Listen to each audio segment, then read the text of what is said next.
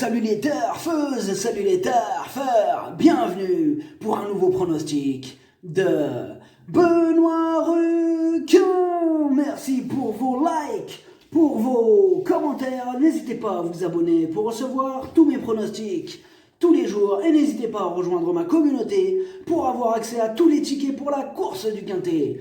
Ok, place au pronostic du Quintet du lundi à 23 novembre, direction Paris-Vincennes pour le prix de Montignac-Charente. 3 attelés, 2700 mètres, 14 partants, réunion 1, course 1, indice de confiance 3 sur 5. Et avant de commencer, je compte sur vous les amis pour soutenir la chaîne de la douce Mérinova. Je vous ai mis son logo à la fin de la vidéo. Petit retour sur le Quintet du samedi 21 novembre. Après, je vais revenir aussi sur dimanche, ne vous inquiétez pas. On recommence déjà sur samedi. Samedi 21 novembre, les 3 premiers chevaux de mon pronostic sont à l'arrivée. Dommage que je n'avais pas mis le 11, mais cette excellente base, les 3 premiers, je parle de mes 3 premiers dans le Quintet, c'était une excellente base et on a fait péter la base sur le niveau yo-yo total VIP. On a de magnifiques tickets qui sont passés. On a surtout, bien sûr, mes 2 tickets multi en 5, magnifiques. Multiplicateur, parce que quand la base est complète, ça multiplie, ça multiplie, ça multiplie, et quand ça paye, ça multiplie vénère. Alors ils sont passés, il y en a un qui ramène 1738 €, il y a le deuxième qui ramène 869 €, on a un Quintet désordre sur un autre ticket qui ramène 656 € au total. Cette journée de samedi, elle s'élève à 3263 €. Oh lolo. Sur le niveau yo-yo total VIP, on vient de battre le record du mois d'octobre. Il était à peu près à 13 000 et quelques, on l'a expulsé, on l'a terminé. Là, on l'a éclaté. On l'a éclaté et on vient d'atteindre les 14 427 € pour le mois de novembre. Donc, on a battu le record du mois d'octobre. Comment ça fait plaisir. Et du coup, depuis le mois d'octobre, ça monte à 27 635 €. Comment ça fait plaisir. Alors, par contre, pour dimanche, dimanche, coup de théâtre. Coup de théâtre, ils aiment bien dire ça. Coup de théâtre, le favori. Coup de théâtre, le favori. L'As, disqualifié en plus. Juste à la fin, on est d'accord. Non, mais il y en a, ils ont mangé leur chapeau. Non, il nous a foutu les glandes. Non, franchement, là, j'avoue. On croyait qu'on avait gagné, jusqu'à la fin. Et bim. C'était pas facile. Cette course du dimanche, là. Après, il y a les casseurs de tickets, ils s'en mêlent, oui. Oui, c'est ça le truc.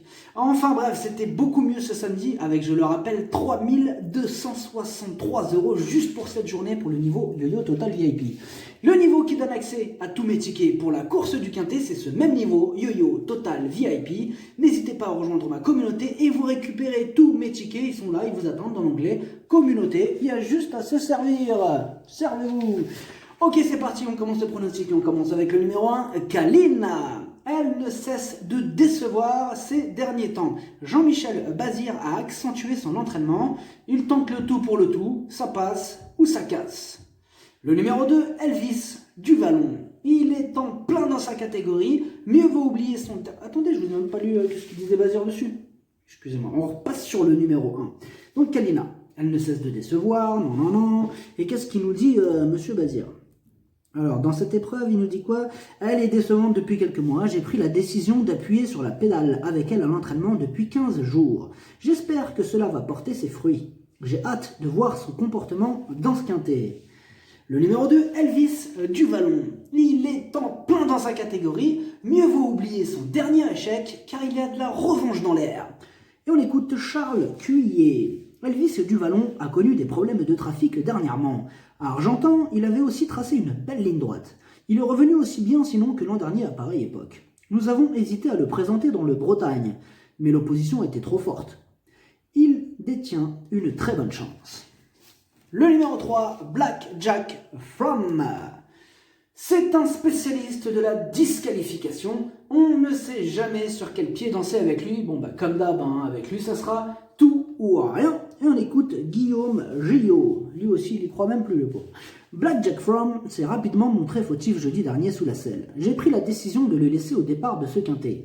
Il est en forme, mais avec lui, on ne peut jurer de rien. Il faut qu'il se montre sage. Avec lui, c'est la bouteille à l'encre. J'ajoute qu'il aura un meilleur engagement samedi prochain. Son entraîneur, il y croit plus. Non, c'est chaud, Black Jack From. Champion du monde de la disqualification. Ok, on passe au numéro 4. Violetto Jet. Eh ben, pour lui aussi, la régularité ne fait pas partie de ses principales qualités. S'il montre son vrai visage, il a les moyens d'en faire souffrir plus d'un sur sa route, mais encore faut-il qu'il reste au trot, hein. Pareil qu'avec le 3, enfin un peu moins quand même, un peu moins caractériel, mais caractériel quand même. On écoute Philippe Billard. Violetto Jet n'a pas démérité pour son retour à Vincennes, malgré un mauvais parcours. Il paraît avoir bien récupéré de ses efforts. C'est une belle course parmi ses engagements du moment. Il détient une première chance à ce niveau de la compétition. J'espère bien le voir à son avantage. Et nous, on espère ne pas le voir au galop. Eh ben oui. Le numéro 5, Cash du Rib, lui aussi est dans sa catégorie. Cela fait au moins 2 ans qu'il n'a pas été déféré des 4. Il va faire de son mieux. Attention à lui. On écoute Jean-Loïc Claude Dersoir. Cash du Rib rendait la distance à Bordeaux et le déroulement de course ne lui a été favorable. Il n'a pas démérité. Il a bien pris sa course. Je le préfère piste plate. Cela fait partie de son programme. Il faut se frotter aux étrangers et aux 6 ans. J'espère le voir accrocher une place parmi les 5 premiers. Le numéro 6, Dostoevsky, deuxième cartouche de Jean-Michel Bazir, piloté cette fois-ci par le fils. Dans ce lot, sa chance saute aux yeux, il s'annonce redoutable. On écoute Jean-Michel Bazir pour le 6. Dostoevsky avait le handicap de rendre 25 mètres et d'être ferré à Nantes. Cette sortie ne lui a pas fait de mal. Il retrouve des conditions de course plus favorables. Il faut prendre en considération ses résultats précédents. Bref, il a une belle carte à jouer dans ce quintet.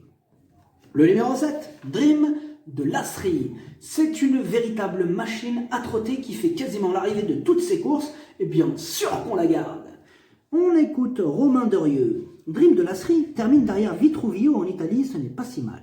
Je ne voulais pas trop le tendre car il peut monter en pression, mais sur le mile, il faut être très rapide. Il paraît égal à lui-même le matin. Il est dans sa catégorie, même s'il y a quelques clients étrangers, j'espère le voir parmi les 5 premiers. Le numéro 8, Estola. Ses 10 dernières courses, rien, 0, walou, nada. Mais bon, elle sera déférée des 4, elle sera confiée à Johan Le Bourgeois, mais pourtant, on a vraiment besoin qu'il nous rassure. Hein. On écoute Emmanuel Rouillot. Estola n'est pas facile à juger actuellement. Après une bonne sortie à Argentan, nous partions confiants à Bordeaux, mais elle s'est montrée fautive pour finir. Son driver m'a confié qu'elle avait encore des ressources. Lundi, elle bénéficie d'un bel engagement, mais l'opposition est relevée. Elle a besoin de rassurer. Pardon. Le numéro 9, Jerry Mom, victime d'un abcès à un pied, il a été déclaré non partant la dernière fois. Il sera pieds nus pour l'occasion, preuve que tout est rentré dans l'ordre, mieux vaut ne pas le sous-estimer. Et on écoute Luke Rollins. Jerry Mom a eu des soins à un pied après l'aval. Malheureusement, il a fait une réaction au produit et il a eu un abcès, ce qui m'a forcé à le déclarer non partant le 14 novembre. Il a sauté quelques boulots, mais il a bien travaillé jeudi dernier. Je pense qu'il devrait fournir sa valeur, il a une bonne chance. Le numéro 10, Chalimard de Guèze. Dernière cartouche de Jean-Michel Bazir. Sa discipline de prédilection, c'est le trot monté. Et ce lundi, ce n'est clairement pas une priorité. On écoute Jean-Michel Bazir. Chalimard de Guèze va profiter de l'occasion pour affiner sa préparation. En effet, je profite de cet engagement à l'attelage pour lui changer les idées et peaufiner sa condition en vue d'un prochain engagement au trot monté. Face à ces sujets expérimentés, sa tâche s'annonce ardue. Le numéro 11, Quentin de l'Éclair. Il a eu quelques soucis de santé, il va mieux, il récupère du poil de la bête, il sera déféré des 4 pour ce rendez-vous, il va tenter de renouer avec les bonnes performances. Attention, possible casseur de tickets repéré, il a bien sûr donc sa place dans un champ réduit. Et on écoute Nicolas Catherine. Quentin de l'Éclair s'est vite retrouvé battu à Lisieux. Il connaît des problèmes pulmonaires. C'est dommage car il a toujours l'envie. Il a eu quelques soins et au travail, il me paraît plutôt bien. Sur la fraîcheur, il n'est pas incapable d'accrocher une 6e ou 5e place. Il sera déféré des 4 pieds. Le numéro 12, Bad Boy du dollar. Il enchaîne les échecs. À 9 ans, il trouve des tâches difficiles. Là, bon, c'est vrai qu'il y a quand même d'autres chevaux qui passeront en priorité. On écoute Sylvain Roger. Bad Boy du dollar revient de Corse. Malheureusement, l'état de ses pieds ne va pas me permettre de le déférer dans ce quintet. Et dans ces conditions, ses chances sont assurément fortement compromises. Physiquement, il n'a pas l'air mal, comme l'atteste son travail de vendredi matin. Le numéro 13, $1 Million Rhyme.